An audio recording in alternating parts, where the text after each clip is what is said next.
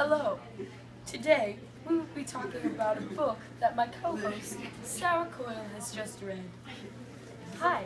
Today we will be talking about the book When You Reach Me by Rebecca Steed. In this mystery book, Miranda, the main character, is torn between friendship, honesty, and trust. She's a 6th grader, and her mom has just started allowing her to walk to school alone. She has a friend to walk with, but a conflict happens early in the story, making her have to walk alone. Without giving away the ending, would you give us a short summary of your wonderful book? Sure, Miranda and Sal were pals for a while, until the day Sal got punched by a teen on the streets. From that day on, he has shut her out of his life. Now Miranda has to walk home alone. She's scared of the street teens who punched Sal and the shady old man on the corner. One day, Miranda started getting crazy secretive notes from an anonymous person. She had no one to talk to them about, and even if she did, she wasn't allowed to. The note said no. What's Sal's problem? Will he and Miranda ever be friends again? And most importantly, who are the notes from and what did they want? What did you honestly think about the book? I thought it was a great book, filled with a lot of mischief to keep the book interesting. It constantly thinking or wondering what will happen next. That's very intriguing. What did you think about the writing style of the author?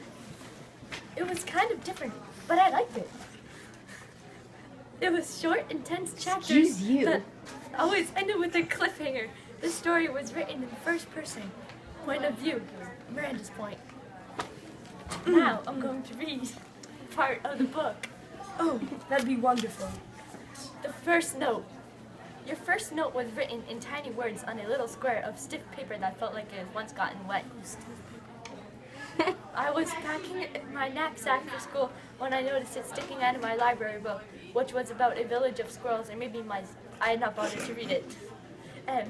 This is a note. This is hard. Harder than I expected, even with your help. But I have been practicing and my preparations go well. I'm coming to save your friend's life and my own. I ask 2 favors. You must write me a letter. Well, first you must write me a letter. Second, please remember to mention the location of your house key.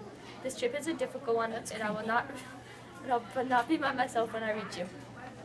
I was freaked. Mom was freaked. She took the morning off and had exchanged all the locks, even though she said that could be anyone. That this had nothing to do with our missing key, and the note could have been stuck in that book by anyone years ago, probably. Isn't it weird though? I said our house key was just stolen on Friday, and now Monday we find a note asking where it is. Mom, it is weird, Mom said. But if you really think about it, someone with the key won't have to ask where it is. It made no sense. She was right, of course. It was backwards. But somewhere in my head, a tiny bell started ringing, and I didn't know where it was from. Thank you, Sarah. No. At this point in the story, the first note was read. The house was just broken into a few days ago, and nothing was stolen. But the whole excerpt I read was a chapter. The small chapters keep the story interesting and to the point. Thank you, Sarah. And thank you for tuning in this week on Book Talk with Sarah Coyle. Bloopers. Teens who punched Sal in the face. Shady old man on the corner. One day Miranda started getting crazy. Sure.